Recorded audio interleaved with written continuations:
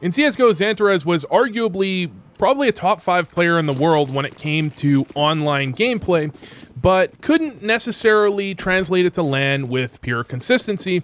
However, in CS2, he seems to be doing exactly that, and you could argue it's because the game's broken and subtick and Peeker's advantage and all that, but it doesn't really matter that much. The reality is that Xantares is consistently, or relatively consistently, performing on LAN to an insanely high level, and he did so against possibly the best team in the world. I mean, it's kind of depends who you ask. I think between Vitality, Na'Vi, I guess Spirit's kind of fallen off, but arguably Vitality is the best team in the world. And Xantares, in this absolute banger of a matchup, is going to drop over 100 ADR on a map that doesn't necessarily suit his style. You know, it's very tough on the T side to entry out effectively or consistently. CT side, obviously, that's going to be pretty good for him, but you wouldn't necessarily believe this to be Xantares' best map without looking at the stats, but this is actually one where he does incredibly well, so I want to take a look. So beginning, moving towards Banana, sometimes you'll see people play outside of Banana, but with the, halfway up Banana Molly, you don't want to give MP9s too much control of bottom Banana early on. Obviously, there's a bit of a risk to actually fight them, but at the same time, you're running a bit of a risk if you give up this much control. And if you have support from a second player, especially the general rule of thumb as a T side is if they smoke bottom Banana, then you want to re-molly top car so that you can effectively wait out the CT bottom Banana smoke a little bit, and especially to prevent them from running down when they have mollies in the cubby. So they go for the early Banana control, and this is something I've seen a lot of teams do. Now look, this is a bit risky. They kind of stack up Banana. Notably, they don't go 5 Banana at the very beginning of the round and just have their whole team in there. You're just going to get dunked on by nades. This happens in pugs all the time. But they do set up pretty heavily towards Banana, and they go for a hit around 115. You know, as soon as they get car control, they're setting up trying to hit in a B. This isn't necessarily a play you want to be going for all that often. It's obviously got some upsides and downsides. However, if you never go for this play, it makes it a little too easy for the opponents to just kind of hold on to their utility for quite a while in the round. And I think especially when it comes to teams at the pro level, where you really have to be fully balanced. If Eternal Fire, for example, had for several games not been doing that type of play, then you might expect Vitality on that sort of round to heavily consider just not getting aggressive Banana, just holding onto the utility, and, even holding it for a little bit longer because they know that, okay, well, before Eternal Fire are ever going to hit B, they're going to take top mid control. So until they take top mid control, this is kind of the evolution of CS because that is how teams used to play. But anyways, here we've got Xantares in apartments with the only rifle. He's got the Galil. This is an angle people are loving to hold. It's nothing new, but it feels like people are much more kind of active in holding that and being almost using it as an advantage. In CSGO, for a long time, it always felt like if you held that angle, people would rotate in and kill you. But I think the angle hasn't necessarily changed. It just seems like people are a lot more comfortable with just holding that and getting quite a few kills. Anyways, when you're looking at the molly Xantares is throwing at car, by the way, he's throwing a slightly different molly than the one you might normally see. A lot of people will bounce it off of this window and it'll land behind car. This molly lands slightly differently. So the idea is that it allows people essentially to get behind car. In fact, you can even throw this slightly deeper so it gets like to here. That would be one way of throwing it. It doesn't stop a player from peeking car. However, it fully commits them to peeking car. And it makes it a little bit harder for people to play kind of these semi-aggressive positions. Like people will often want to play kind of behind here, waiting for a flash and then swing out. Instead, they either have to commit down early or they have to stay back in these positions. And you can actually, potentially even yourself, if you're going for fast top Banana control, you can go up behind it and kind of fight these angles from a pretty good position, molly this out. You can actually essentially take top car control, unlike the normal molly where it'll keep you from going up past here and actually clearing out sandbags. So it's one of those mollies that you can throw once in a while. I mean, even 30 or 40% of the time. It's a good molly, in my opinion, to throw as a mix, right? I think in general, if you're playing a pug, you want to throw more of the standard car molly, but at the pro level, I think having a mix can make it harder for your opponents to read you. Bit of a tangent, but you know, I don't know, man. I don't know if people hate these tangents or if that's informational, or I should just be focusing on Xantares slowly walking into the A site and getting a trade kill. Oh my god, so sick. Cool. He's gonna get some good kills though. He's gonna have some sick rounds. On T side, he doesn't necessarily dominate, but he has, you know, a pretty solid game. Their T-sides, Eternal Fires that is, don't seem to be, you know, the most amazing on this game. And Xantares mollies off the wall. Everyone's done that before. Not a single player on Eternal Fire goes positive KD-wise on their T-sides. But then again, on the other side, neither does Vitality except for Zawu, I don't think. So, you know, I mean, it's a tough T-side map, and I agree that it feels like Inferno's a lot more uncomfortable and just not very fun in CS2 as compared to CSGO. It was definitely one of my favorite CSGO maps. Regardless, one of the things you can take away from Xantares is kind of the way he... This is kind of one part of entry fragging, or one style of entry fragging. It's kind of like entry clearing, but you'll see how methodically he clears every angle, and he doesn't clear and then immediately move on. This is what I see people do in pugs quite often. They clear it, nobody's there, they move on. But when you play good players, they're not going to be holding these sorts of obvious angles as much. They're going to be playing kind of like delayed repeaks and try and peek into you after you stop looking at their angle. And even when he's going in first in the bomb site, you know, to some extent, you do have to move in intelligently off of your teammates' flashes, or quickly, rather, off of your teammates' flashes. But to another extent, you really do have to prioritize getting the kill. And I think, you know, as CS has gone on, as the game has continued to evolve, I think people realized more and more, and I mean, that's not necessarily new, but people continue to realize that, you know, there's something huge about having your entry player actually get the entry instead of just having him run in first and trade, even if that means that you're a little bit slower on the site take, especially if you can, you know, lock down the rotates. You have someone arch that's making sure that there's not a fourth player moving in, and you're not really truly losing the timing.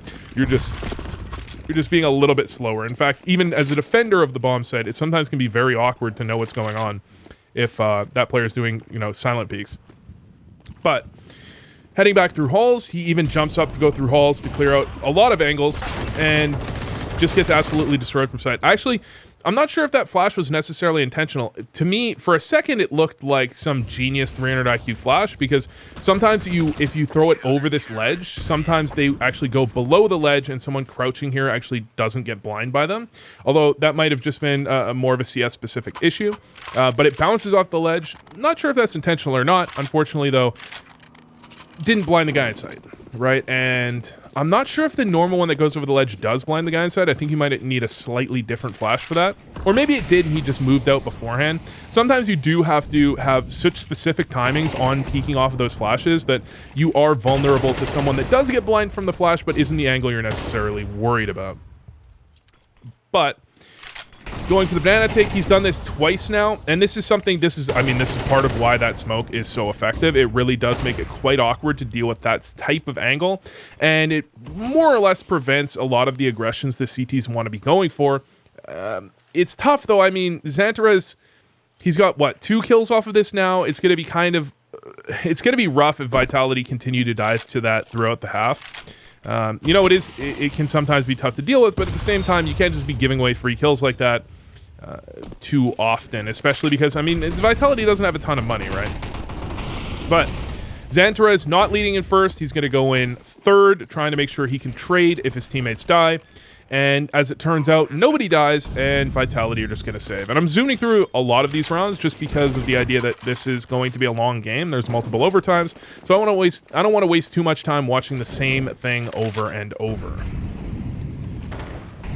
This molly isn't as deep as the one I was thinking, by the way.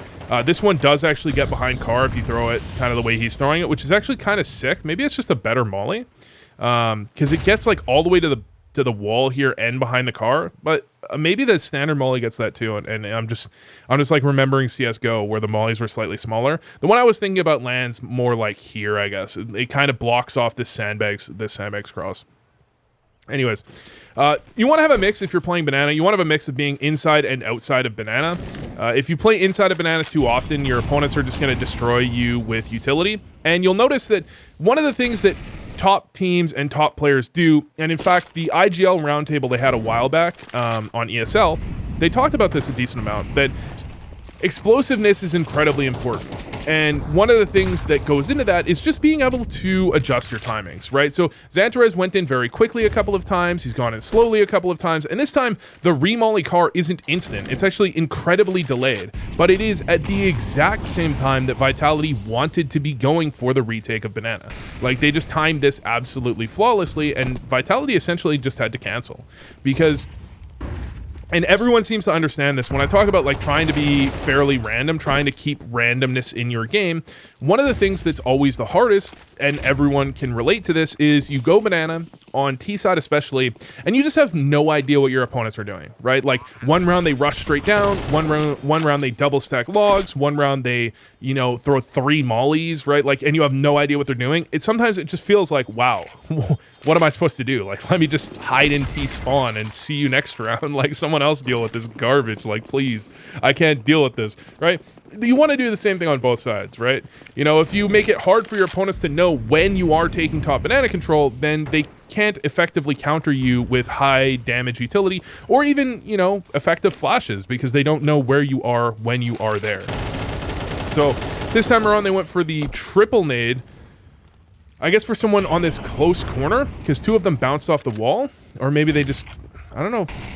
I assume usually that they're not misthrowing nades, although I think nades especially, but just utility in general, I think is one place where pro teams still do make some errors, but especially nades, they oftentimes like throw them landing on the wall and stuff. They're just missing a little bit of damage. And I don't say this like out of complete cluelessness, rather, but when I watch, you know, Na'Vi, for example, you can really see the difference in things like, you know, throwing perfect utility with consistency. Like, you know, of course, some nades are going to be thrown for certain reasons, and that's why I don't like to necessarily kind of call something out unless I have reason to believe that it's likely, you know, actually bad.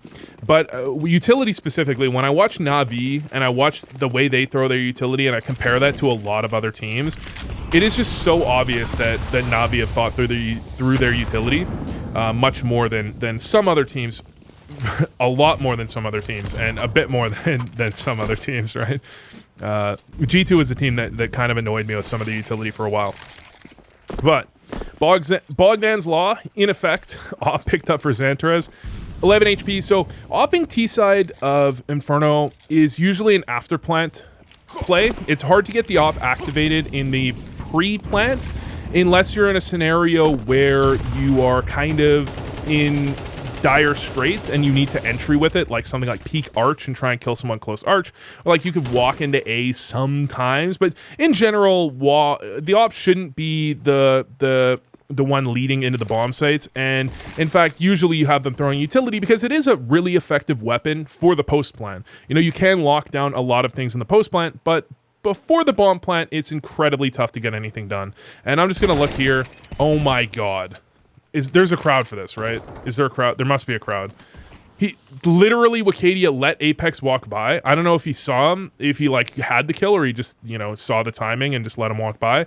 He walks up behind Flames. There's no way. There's no way he actually just checked that. That's unbelievable. Okay, anyways. Yeah, oppers on T-side Inferno. I mean, you can have oppers that get aggressive and get kills, but they seem to be more like clutch guns and post-plant guns. So having someone with low HP do that makes tons of sense. Although, of course, you could have him run in first, or Xantares run in first with a rifle and trade off of him, but I think Bogdan's Law makes a lot of sense in that case. Here's Xantares. He's not as phased by this, like, he's not as phased by this as you'd think. He knows that Spinks can't stay in that angle for very long, and Spinks, once he takes a couple of shots, if he's running out of ammo, he's eventually going to get peeked, and he clears this area, you know, takes the area back very, very quickly, which means he can put this sort of pressure with the molly, with the smoke, and push anyone potentially off of mid. His teammates are going to be looking to take halls. They're already 4v5, so they need to do something a little bit kind of risky, and Wikidia makes it work. And then Xantares, I mean, it's Zai was just trying to rotate in. They know where Xantares was generally, that he threw this utility, so he's likely coming up truck, but Zaiwu's just looking to try and beat that timing if he can. Of course, they're kind of in an awkward spot, because this seems weirder, I think, than it is from Zaiwu if you look at it from his perspective. Because if you look at this, 2 players died, look where the CTs are. 1 kill for Zaiwu probably isn't going to be enough. Especially because Eternal Fire really haven't used that much utility on the map throughout the round. Meaning, essentially, if Zaiwu doesn't get 2 kills here, it's actually still going to be a very tough retake for them. Even if he goes, I mean, even a 3v2 retake, I think is very tough when you look at a T side that has, you know, a re-smoke for Moto. It becomes very complicated. So I think there, because I was just really looking to get more than 1 kill instead of just kind of set up, because he could just stay Moto and maybe try and get a kill and fall back and play the 3v2. A site Inferno really is one of the toughest sites to retake on any map, and if your opponents have a decent amount of utility, it becomes incredibly tough to deal with. So, heading into the second half, pissed around. This like the fact that they actually make this work, where like on the timeline you can see when kills and deaths happen, is so nice. Until you spectate someone that doesn't get a kill or die for like 3 rounds after pissed around. But it's so nice just because of the like 2 or 3 minute halftime breaks, which you know, you switch from CS:GO to CS2, you go from MR15 to MR12, and halftime breaks don't get any shorter. Unfortunate situation, but whatever. Xantares with dualies. You know, the movement he's doing here is probably not a bad idea. It's going to make your shot a little bit harder to hit, but at the same time, when it comes to pistols, it does always, and it will continue to feel like it's more about not getting shot in the head than shooting your opponent in the head, because even if you're directly on them, there is some... Pistols aren't particularly perfectly accurate, you know, on their first shot, even if you're standing still. But a lot of the time if you... Oh my god. A lot of the time if you're not moving at all, then you end up in this situation where you just die before you ever see them. Let's watch this again. So this is how I like to... In my opinion, this is how you should be shooting the dualies. This is how Zaiwu shoots the dualies. But I don't think you need to be shooting quite that quickly at that range. Like, you can think about it like... At longer range, the dualies are kind of like 2 Glocks, or maybe even slightly better than 2 Glocks. They're not quite 2 USBs, but they're 2 pretty accurate guns, right? So you can get away with shooting fairly slowly, and you're going to be quite accurate. At close range, though, they're like an MP9, dog. Like, those things have a recoil pattern, so you just spam and pull down, and eventually you're going to be shooting kind of at, like, stomach level, moving left and right, and spamming away, and, like, you're spraying at their head, essentially. Like, it actually works insanely well. That's a nice little lineup through car, especially because when it's silent throughout the map, you can kind of get a feel that something's going on. Either option A is like an apartments pop, and option B is exactly this type of play. So going for that type of span, seeing if you can catch someone, makes a lot of sense. But I mean, it's just pretty much, I mean, it's an anti-force buy here, and they've held on to their utility pretty reasonably. Now, the problem is that this is what happens in pugs. And I mean, this is the reality of games in general, but, you know, this is why I always advocate for the idea of, like, overstacking an angle, taking control back, and then rotating and overstacking the other side.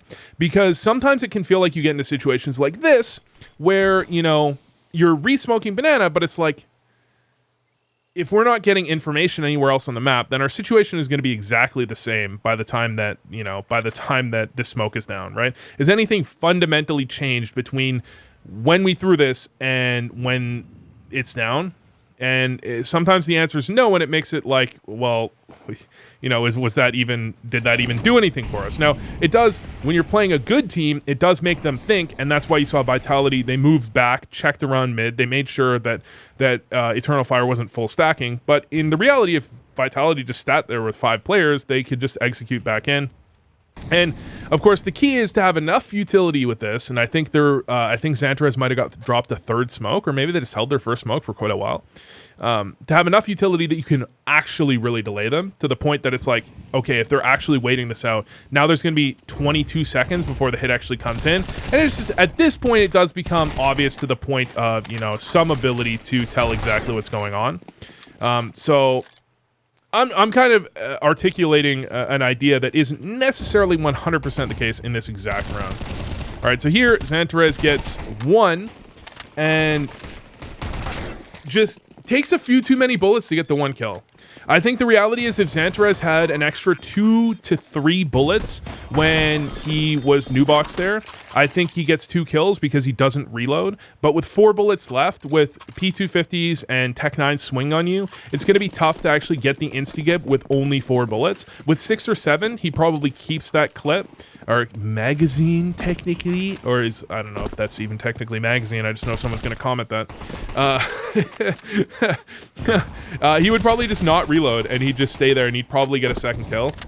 And that's how, like, I don't know, I see sometimes people, they'll get a kill and they'll be like, oh, well, I got the kill, that's what matters. And it's like, well, sometimes if you just got the kill a little bit faster, you would have been in a better position to get away or get a 2nd kill. It's not just about getting, you know, getting the kill. It's about the fact that you missed 20 bullets on the way, but whatever.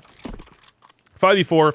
Xantares with the initial kill, but they're playing against pistols without armor here. Now, of course, they have pistols with some utility, of course, because the bomb was planted, so it's not like this is an unlosable round, although, of course, anything is losable, as we've seen many times before. Decent lineup for a flash, by the way. Have to make sure you line up reasonably precisely just to make sure that it does land over the ledge, but it also doesn't, you know, blind. It doesn't hang for too long. But this is, I think, a pretty basic round from this point on.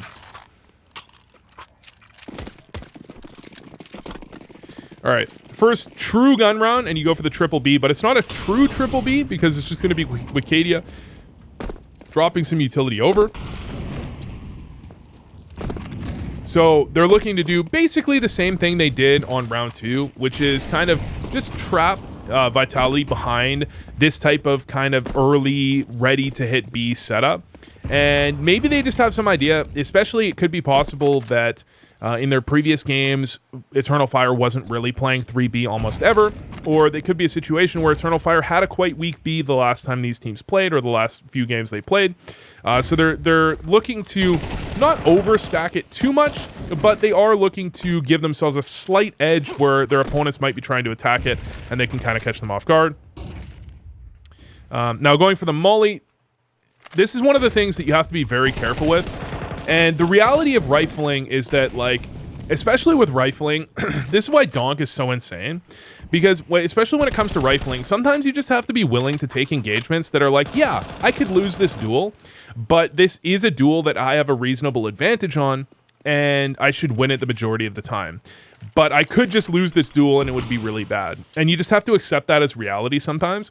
And because that's what rifling is. Like, rifling kind of is like, you're gonna lose advantageous fights sometimes, you're gonna win disadvantageous fights sometimes. It's just the reality of things, and you just have to accept that, like, an angle is good or bad, not because you can get the kill 100% of the time, but because generally it's a good angle. That's what makes Donk so crazy, is because he gets the kill 100% of the time, right? Like, if it's an advantageous fight, he's never dying, and if it's not, he's still rarely dying, right?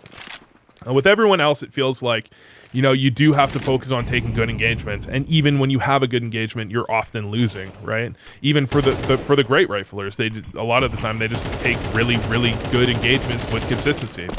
But Xantares can often be one of those players as well that kind of flips engagements on their head, really catches players and wins engagements that shouldn't be, you know, maybe should be 50-50, or engagements where sometimes Xantares is just really quick and he can turn what would be kind of like a poke and prod situation, like the one we saw on balcony right there, where Xantares took a couple shots and backed up. Sometimes he can turn that into just grabbing a quick kill. But 4-man stack B. This is kind of like the Dust 2 play. Again, this is another play where you just want to be doing this very rarely. But if you play against a team that's quite heavy on banana control, as, you know, Vitality sometimes are, it is a play that can make quite a bit of sense. And not to bring up Na'Vi randomly, but Na'Vi certainly is a team that I think about when I think about teams that dominate banana. Sometimes the way you dominate banana is by doing exactly this type of play, where you really make it uncomfortable for your opponents, where they want to, like, you can see Vitality want to fight banana and, like, really force control, but you're looking at a 105 banana take And not only is it a 105 banana take, they did it with a smoke down, they did it with mollies, they did it with flashes, they put themselves in a very good position. They really didn't give Vitality any openings before that to get ahead of the utility. And so it just puts Vitality in a situation where they're really not sure of what setup Eternal Fire is playing at any given time. And, you know, you can kind of get in your opponent's heads. In general, I think when it comes down to it, like, when it comes to IGLing, the hardest thing to do as an IGL is to call when your team is losing, because when you're kind of stringing together rounds, you can get a pretty good read of what your opponents know and what is causing them troubles, and then you can try and counter that. And it looked, I mean, Eternal Fire do lose that round, but it did look like they had the right idea. They go for that heavy B stack right on a round where Vitality were looking to get, you know, pretty heavy B control. And right off the back of that, I mean, it essentially worked, right? Vitality, this time around, don't want to be in Banana. They don't want really anything to do with this, because although they got a couple of kills there, it certainly could have gone the other way, right? I mean, Zaiwu hit Xantares through the wall. Xantares couldn't quite get the kill onto Apex near the end of the round. It could have very well gone the other way. So I don't think they really wanted to replicate that, and they just, I mean, late take Banana. Mezzi's in Banana at 105, which is right around the time, of course, Eternal Fire took in the previous round, but there's, you know, he could always back out, especially as a solo player. So Xantares does get spotted towards A, and I think once you get spotted there, to some extent, you're kind of, you might be making it, depending on the weapon that they know he has, you might be giving him a tell that you may have rotated B, but it could also be that he just wants to make that little bit of a bait and make it look like they have an Arch player. And I think at the time they may have been doubling truck, and it can make it a little bit tough for the T's to really read and understand what's going on exactly. But already, actually, Vitality go for the save, and you have this super aggressive hunt from Major, because it was only 4v3, but when you, this is one of the things that, so Ash was on Snake and Banter. Ash, I believe, is the coach or the analyst for Gamer Legion. I'm not exactly sure which. I think it's Gamer Legion. I hope it's Gamer Legion, because I had just said it. And he was talking about, like, sometimes it's just easier to play tier 1 teams because they play a little bit more predictably, right? You see them go into a 4v3, you know that their money situation's not that good, and you know that it's fairly likely that in this situation they're probably going to move back for a save. And I mean, you can always get outplayed, you can always get out, like, big brain, and you can always end up getting, you know, just losing gunfights, but at the same time, at least it feels like you're playing Counter-Strike. At least it feels like you're playing CS with a brain and not just making, you know, donk swings on everyone at all times, which can be pretty frustrating to deal with, I think. But Xantares just generally, I mean, quietly 1 FPR. Quietly. Okay, I don't know. Quietly? Is it quietly? He hasn't had any, like, massive pop-off rounds. He's had some kills that were tough kills that he did convert, but I don't know. I've mentioned this in a video before. I always wonder, like, is it better to have someone that can get a kill or two every round, and you know with consistency that they're always going to put you in a good situation? Or is it better to have someone that just pops off every couple of rounds, every few rounds, every 3 rounds or something? Like, it just guarantees you a round win. Sometimes I feel like it might just be better to just have the guy that consistently gets you a kill or two. I do feel like that's kind of the backbone to a lot of, like, the GOAT debate teams. Like, you look at Fnatic, who doesn't get nearly enough respect, by the way. I looked at it, and they had during their run, compared to Astralis' run, like their dominance run, Fnatic actually made more top 4s than Astralis did. Like, more consistent. They made 86% of their events, they became top 4. And Astralis was like 80. And then they won 50% of their events. Astralis won 56. I saw someone saying Fnatic didn't have a debate. It was like, didn't have an era. The only era for sure was Astralis. Or like, the only for sure era was Astralis. And I'm like, dude, you're underrating Fnatic here. But anyways, one of the things Fnatic had is they had Crims. He was like guaranteed a kill or two, right? He was like, you were never questioning if Crims was capable, was going to get you the kills he's supposed to be getting you. Who did Astralis have? Their whole team, I guess. I don't know. They had, let me think, Device.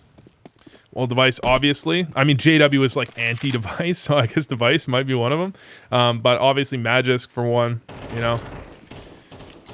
It feels like every team that is... It feels like that's one of the things that sometimes misses from teams that look like they might be coming close to having an era, and teams that really do have an era, is that you look at teams that win, like Astralis, like Fnatic did, a lot of the time those are teams that have that stable backbone, that player. They have the pop-off stars, but they need the consistency, and they do end up having it. And oh my god, Zaiwu's aim is so crisp right now.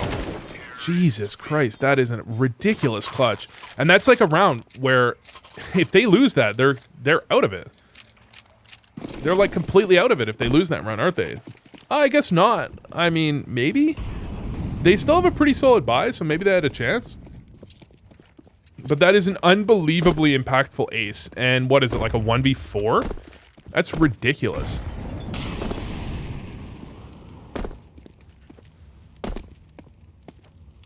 Actually, let's watch that again. I want to see that again. Let's see it again. Let's see it again. Alright, Zaiwu, round start, AK. Alright, he's boosted up for the first kill. Xantares is somewhat, you know, trapped. He does back up, manages to get himself a kill. And I think Xantares had to get a kill. Really nice shot. Xantares kind of had to make contact there before falling back, or he was just going to get chased down. So that generally makes a lot of sense. Then you're into a 2v4, walking around, and this is a tough one. I mean, Walk6 already in a pretty aggressive position. Maybe he thought he heard something, but Xantares is rotating off. I mean, Wicadia is like looking at a smoke, but at the same time, Wicadia doesn't. Now the smoke's down. Zaiwu does have an AK. I feel like this is kind of leaving an opening, but at the same time, this is why Simple has said that he's not a huge fan of Inferno, as opposed to like Mirage. Even though people hate on Mirage, Simple has said this is the type of thing he doesn't like, that you can just, as tees, you can just walk in, even in like a 2v5, you can walk in, and if you just hit a couple nice shots, you can easily win the round anyways.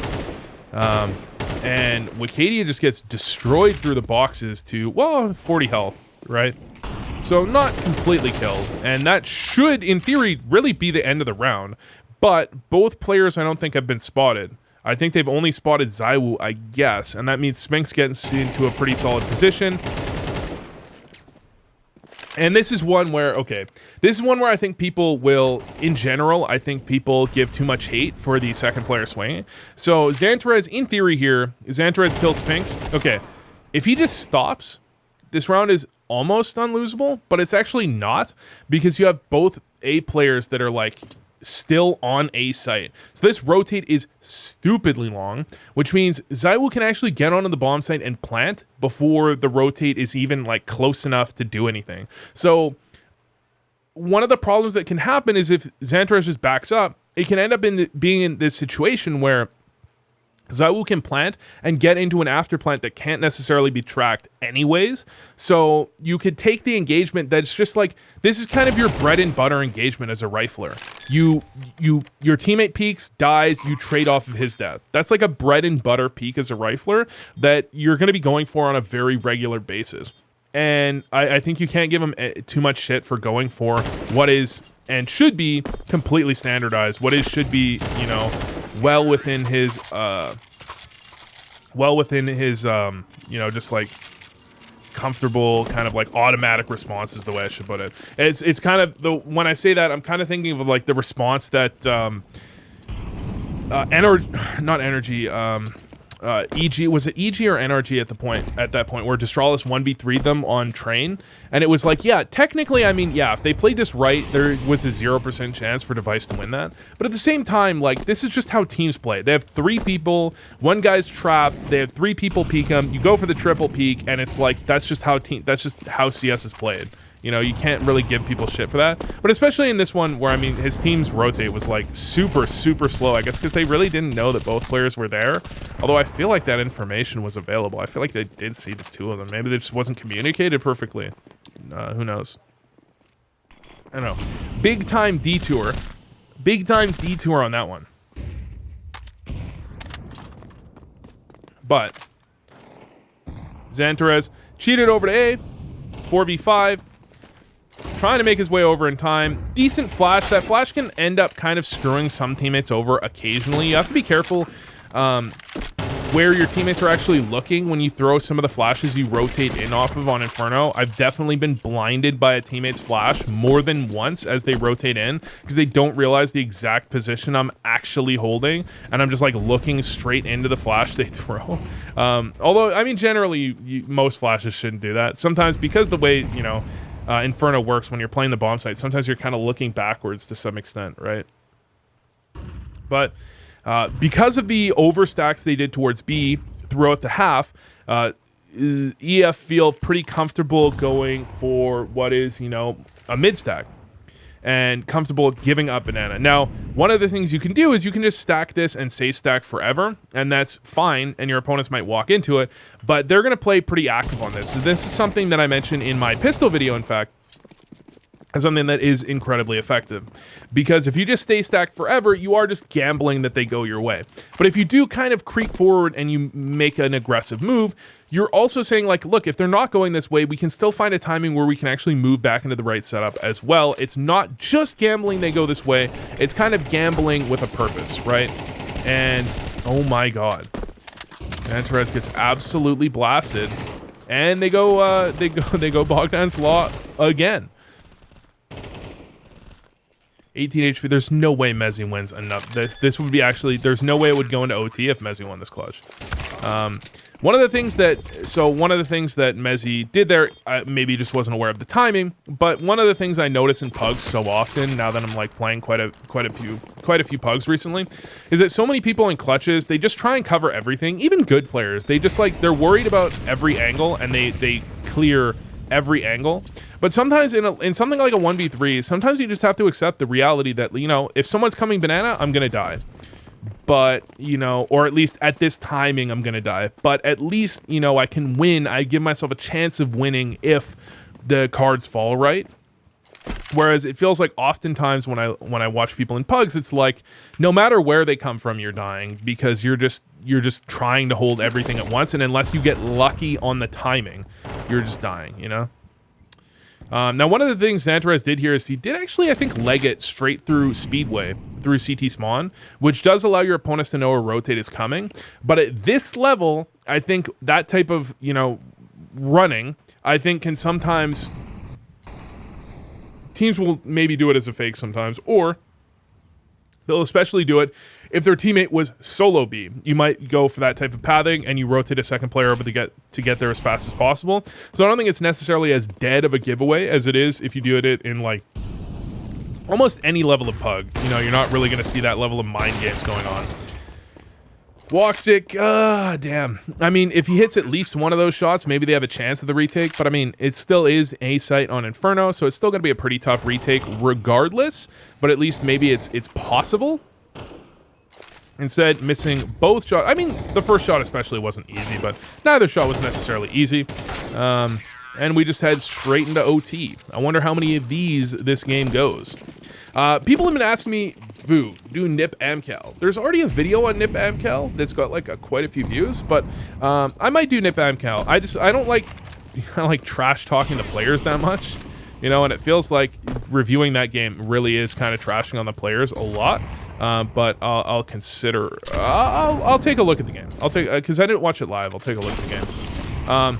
So one of the things to keep in mind, this is like something, just a small thing that I'll mention that's like true in pugs and also in competitive plays. True in banana, true kind of everywhere. When you, I talk about this like top mid on Mirage, where if your opponents throw a top mid smoke on Mirage, a lot of people start spamming immediately, but generally your opponents aren't going to be swinging out immediately. They're going to swing out once a flash pops. So you actually end up getting a ton of kills if you just wait, the flash pops top mid, and then you start spamming.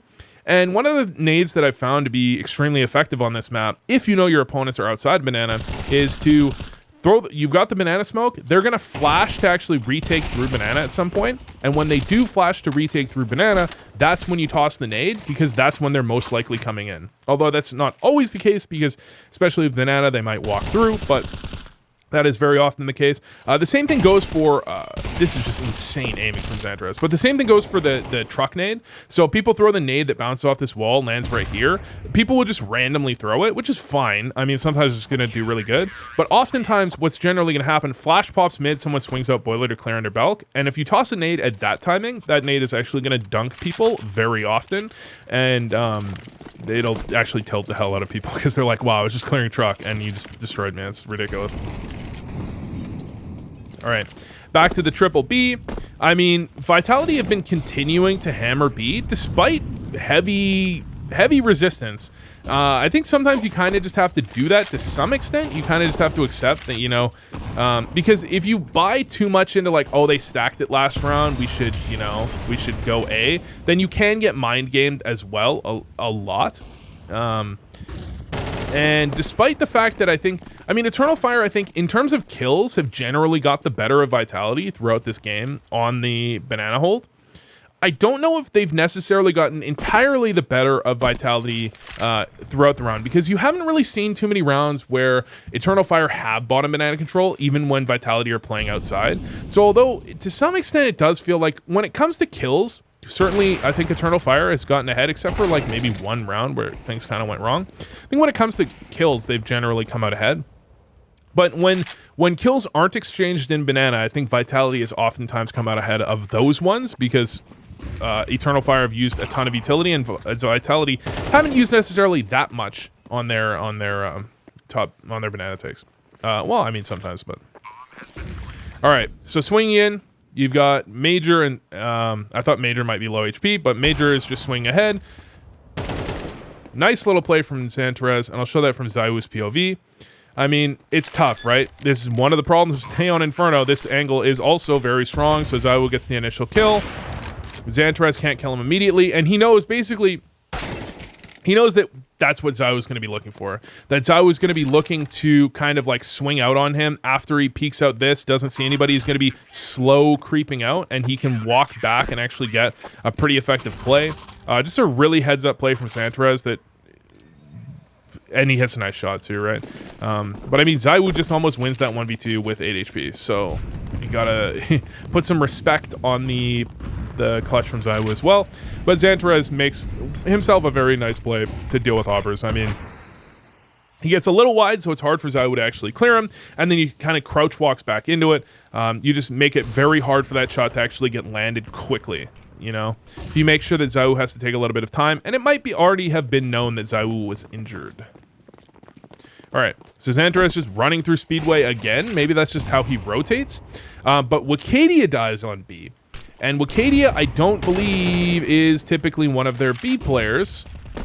So I was thinking that it might be a scenario where they realize that there's 3B. And maybe they even did realize that there's 3B, and they just didn't have enough map control to go anywhere else. Because if you look at the utility here, yeah, okay. So I think it's very reasonably likely that Vitality, with this amount of utility and time on the clock, and I'm not sure how long they hadn't been controlling the rest of the map, but I think it's reasonably likely that this is a situation where Vitality knows there's still 2 more B, but they just don't have the utility or time to go back the other direction and actually take the bomb site, because 2A can still relatively effectively hold the A site, and you could have an opper holding down here, right? Like, they know Woxic is opping A, which means there's a pretty high chance that someone gets picked off if they go back A before they ever even get to the bomb site. And then 4v2 on the bomb site is an advantage, but without the right utility, it's not that great of an advantage. So I think there's reasonable potential that Vitality was aware there was 2 people here, especially once the M4 starts spamming through the smoke. But the reality was, for them, that probably going back just wasn't a viable option. So instead of going back, they just forced through because they got that initial kill. Now, I think maybe if they had fought with Wakadia, not killed him, but realized still that there was 3 people there, they might have considered going back, because running into 3 people is kind of a problem. But when you're only running into 2 and there used to be 3, I think that's fine. Nice little lineup from the Molly. I mean, this is a pretty basic lineup. There was a really, really well-known one in CSGO, but this is a pretty solid one here, just at the top of the antenna, just the Molly towards top corner. Obviously, there's been, throughout CS history, there's been some variation in mollying corner or mollying sandbags. It seems like generally mollying corner wins out at the highest level, because if you molly someone out of sandbags, that doesn't necessarily molly them all the way away. They could actually wait out the molly and move back afterwards. And sometimes it's tough to molly all of sandbags. Sometimes they can be at the back. And if you molly corner, you can trap someone in sandbags with a good flash. You can hard clear them with a couple of players, and you end up getting the kill anyways. Whereas if you molly sandbags and you're not there, they can just get away, and you might not even have the information that they were ever there. You might molly them out of sandbags, they get away, and you don't even know if your molly did anything. Okay. So Xantares with the molly lineup, that should be top second or bottom second, maybe. Top second. Plus they have the molly. I really like these execs. I really like these execs that include a molly towards or coffins, although I usually, try and do them slightly. The ones I've really liked have been slightly more pop focused than that, instead of this kind of delay. But I think there's nothing wrong with it. I think the molly coffins, especially in CS2, just feel so effective because the smokes can sometimes get naded. They're so kind of awkward. And if you want to throw the one that lands like up on this ledge, right? Like there's the one that lands on it here that goes down. Doesn't that, I think that takes a long time to land, doesn't it? You have to like bank it through the air forever. I really like the idea of mollying it and then smoking it, because if someone is coffins, you push them all the way back. They have to back up all the way off of coffins. Then you smoke into your own molly. So because you molly it, the smoke becomes like super easy to throw. You can almost throw it like on the fly because it's gonna land in a molly. It just has to land in the general area. It doesn't have to bounce correctly or anything. So it blows up the molly, and then all of a sudden, like, the guy can't force through because you're already too far forward for forcing through to be a relatively effective option. You know what I mean? So you kind of like just have to like get mollied back, fall off, and then you're just trapped out of the bomb site. You never really have a chance, you know? All right, aggressive from Xantares. Like, this is like I feel like holding an angle in CS2, just posting up on an angle, that's the confidence play. It's not the swing. It's not the jiggle peek. It's the, I'm just going to hold an angle. And it's like, brother, what? You're telling me you're playing CS2 and you're just going to crouch and hold an angle? That's wild. That's wild. That's crazy. You must be having the game of your life, dog. What is he at? 31 and 15. I did see the game from Safe, MIBR. Safe is MIBR, right? It's not Fury. He left Fury, right? Safe, what was he? 25 and 2 or something? He was like 20 and 2 or 20 plus kills and 2 deaths when it was like 9-6 or something in that game. And like just a score that doesn't even seem real, even in like a matchmaking game. Like what the hell? How is it 9-6 and you're like 25 and 2 or something? I really got to look at the score because it's something like that. I just know it just seems completely unreal, unbelievable. All right. Flames, does he just dink Apex like twice? Let me look at this. Because Apex started getting dinked and I was wondering if he was getting spammed. Oh my god, he actually does straight up dink Apex twice. That's crazy. I thought someone might turn around off that first dink. Oh my god, that is crazy.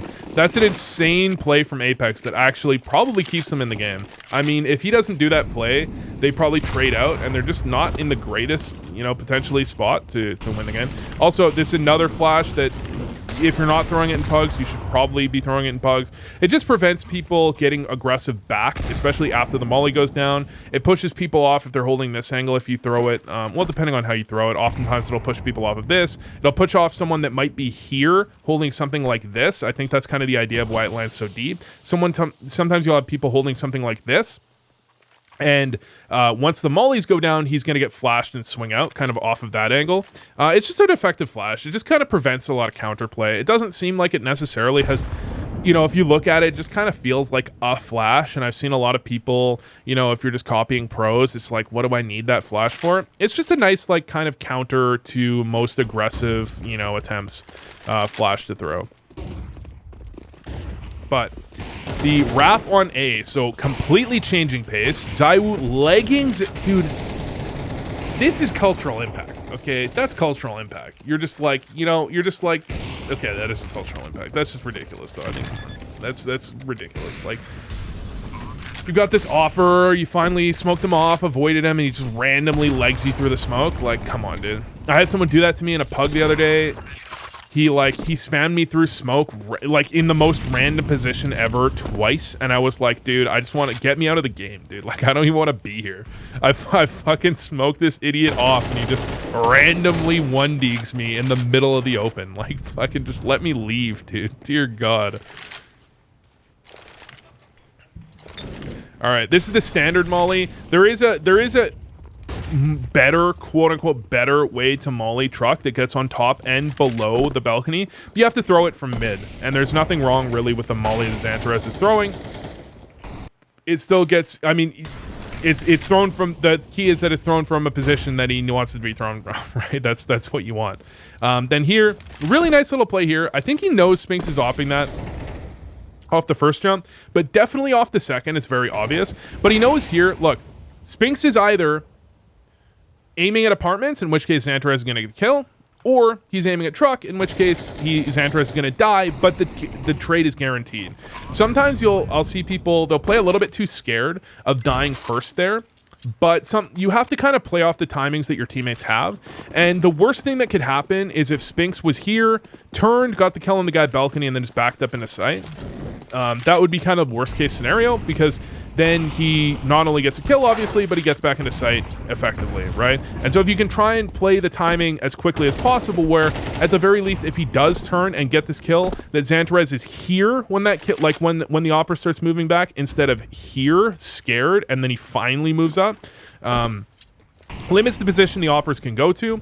Plus, you can oftentimes hear where they fall back to, so you can kind of pre-aim and pre-fire them, and it just makes their life generally uncomfortable instead of, you know, giving them all the time in the world. So looking again for the second molly, or second oranges molly, the player boosted is going to throw the coffins molly. They're doing basically the same exec every time here. I'm wondering, I'm guessing this is an exec they've done in the past, but this is just a very tough exec to deal with if you're playing against a team that has thrown the majority of their utility. And Apex does have a smoke here.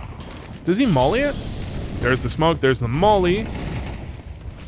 But the molly doesn't get put out. The molly gets put out by the smoke. That's one of the more annoying things I feel like in CS2. It's just how often, it just feels like I threw a molly, I threw it, it feels like at the same place I always throw it, but this time it got put out by the smoke, and last time it didn't. I don't know. Maybe this, obviously, I will accept the answer that I'm bad. You're only allowed to say that if you're at least face at 10, okay? But I will accept the answer that I'm bad, but it does feel like, I don't know, it just feels like it's hard to find the consistent location to throw a molly near a smoke that doesn't get eaten up by the smoke, either instantly, or oftentimes what happens is it gets eaten up a few seconds in, you know, like sometimes it's just like, and then it's gone like 5 seconds later. All right. This peek, by the way, I see people go for this peek all the time, and they actually use this to peek out. It's a worse peek than you think. It's not very far off. If an opera's holding that angle, if they're any good, I think they should be killing you if you peek from on top. I've had a harder time dealing with people at the back, actually, that just do like a really effective crouch peek into me. I'm not saying a crab block peek, I'm saying like peek and crouch. Then I've had with people on top of that thing. It's almost like a bait, dude. People play on top of that thing, and I just get a free kill all the time. All right, so I did mention the molly previously. Look, it's a good molly. The problem is where you have to throw it from, right? You have to throw it from middle, and if you're coming heavy out halls, I think going heavy out halls is the most effective way probably to deal with that type of what is usually a double truck, but in this case it's a triple truck. I think it's oftentimes with a good extra flash to blind those players, you can swing them from pit, and it can be pretty effective to actually push those players out of position. Calyx, ridiculous shot under the flames, but doesn't hit the finale, and you've got 17-16. So obviously, that's not how that flash was supposed to be thrown. He keeps bouncing it off of this window. Obviously, the point is that it gives Major quite a bit to work with in terms of backing up. The problem is he doesn't have an extra flash to be able to actually get him out of position once he misses that flash. Major gets kind of trapped.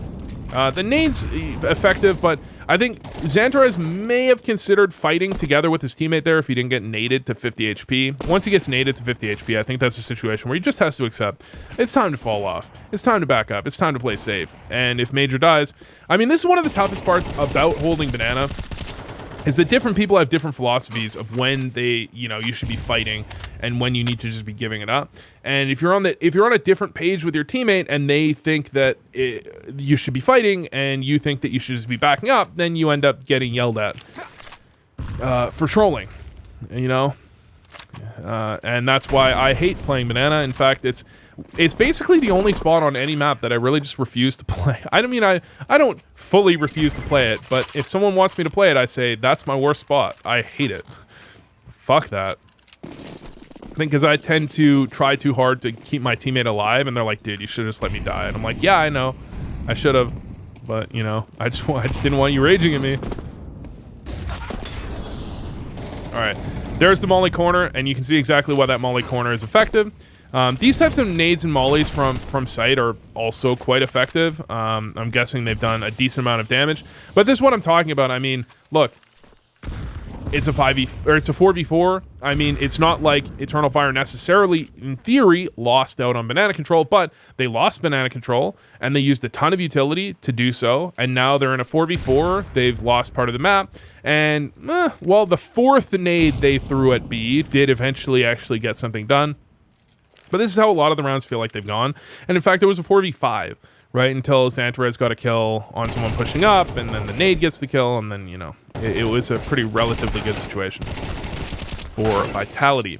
Xantares there, I mean, that's the reality of rifling. Like, he's in a reasonably decent spot. It's not the best spot of all time. It's reasonably decent. Just can't get the kill. It's going to be reality. It's going to happen sometimes.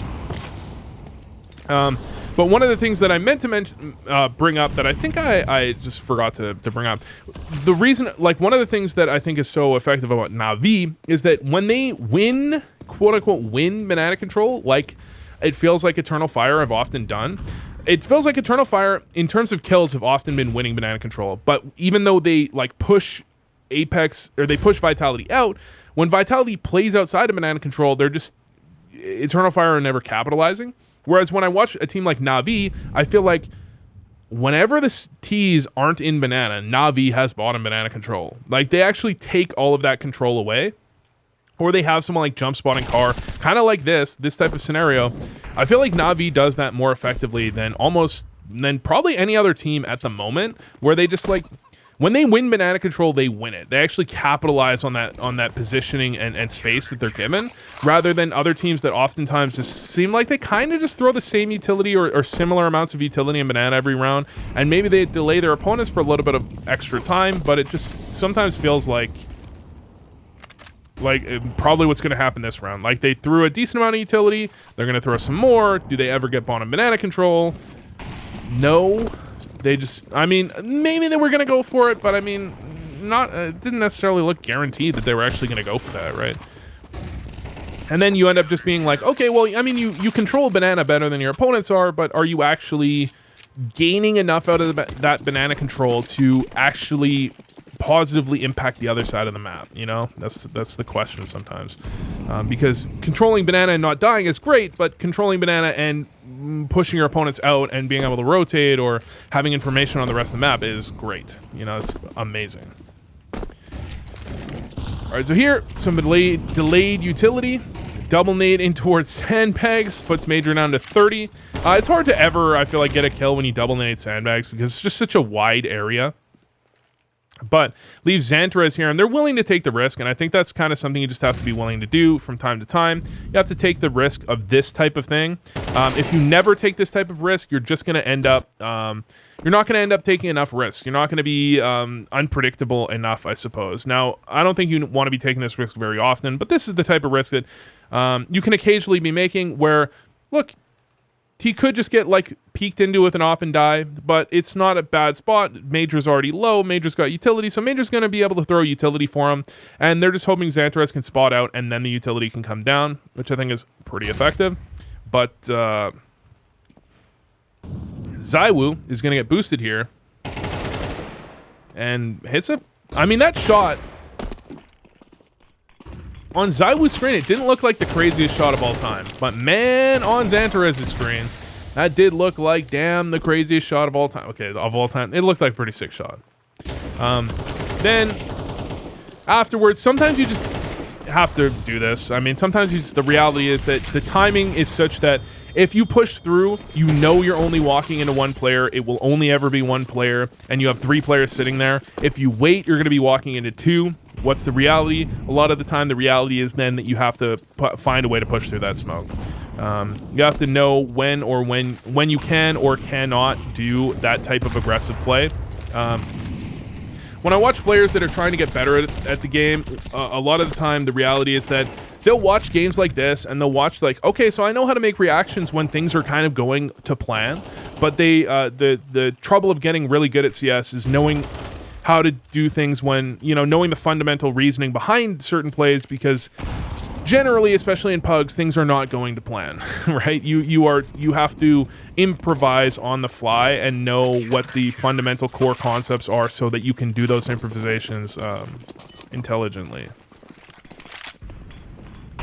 instead of just kind of floundering. Okay. So Xantares going for the same play he's gone for a bunch of times, and that's what I was looking for during regulation, was that type of punish. Eventually, you have to punish him for going for that because he went for that so often, and eventually they did. That's really what you're looking for. That does put Vitality on 20, so you got 20 apiece, 40-round game. It's almost like it's CSGO all over again. Very similar utility as we've had for the entire game. One thing, by the way, with this nade, I'm pretty sure it's not supposed to land behind car.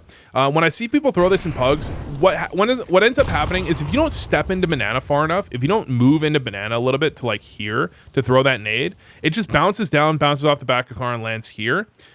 You need to aim it pretty high and take a couple steps in, I think, to get it to bounce off this wall and bounce over car, and then it lands right about here, or depending where you throw it, it can land like here.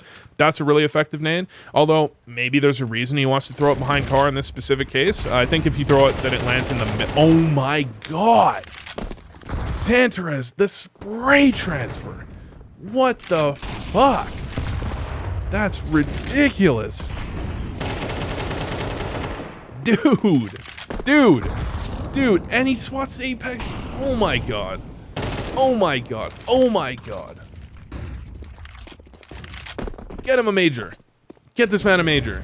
Get him in the major final. Just get him in there. Just get him out of ESL Pro League. Get him in the major final. Eternal Fire, your major champions. Your Perfect World Shanghai major champions. Oh, this round's still going. Sorry, I thought it was over. Okay. And they actually have a chance. Man. Even if we look back, dude, there's no way. Okay, I thought Smix was about to win that. I was gonna say, even in the round that Vitality or ZywOo aced, right? He had that ace with the 1v2. That was a round where if Xantares, or it was a 1v4 from ZywOo, wasn't it? Or like a 2v4, but his teammate died first. Or maybe a 1v3. That was a round as well where Xantares died in the 3v1, but if he had got the kill, it would have been an ace. So it's like, man. This really is the, well, I mean, Woxic's there, Spinks is doing well, but this really is the Xantares ZywOo show, and both of them have the crispiest aim. It's so crispy. You know what crispy aim looks like to me? To me, crispy aim is holding an angle, someone peeks into it, and you just one-tap them instantly, or just like, you just kill them instantly without ever moving your crosshair. That's like, oh yeah. That guy knows exactly how his aim is doing at the moment. He knows exactly what's up.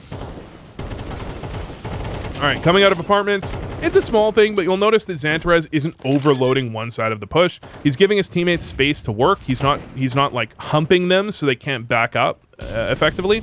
And he's also making sure that he's looking at positions his teammates might be getting his shot in the back from. Then, as he's moving out, he's continuing to do so as things are going well. And then when his teammates start going poorly, he doesn't overreact immediately either. This is one of the things that you'll notice good players do very consistently. If there's a guy in sight, what's generally going to happen, he's either holding the angle, which he'll often be doing, but in many other angles, this will be more relevant. But what'll often happen is he might be somewhere like here where he's not peeking. Then his teammate gets a kill in pit. That's when he wants to peek out, because that's when this player looking this direction is going to turn to try and kill that guy in pit. So you can sometimes do yourself a favor by, you have to be careful with this because sometimes it's, not a good idea. But sometimes you can do yourself a favor by holding for an extra second, just to make sure that if that player is peeking out to shoot, to peek off of contact, that you actually get that kill. One of the things that I've noticed is very common when you play good players is that people think they're getting timinged. Like, oh, I was just watching that, he just timinged me, right? They think they're getting timinged, and they are getting timinged, but not by accident. I see this very often. It's just like, a lot of the time, timings aren't an accident. You can get unlucky on a timing. Like, you looked away for half a second, they peeked out, you were just like looked away to look at your, to scratch your nose or something. But a lot of the time when you get timinged, it's not an accident, right? So you can try and prevent that by, paying attention to what your opponents want and how you can counter that.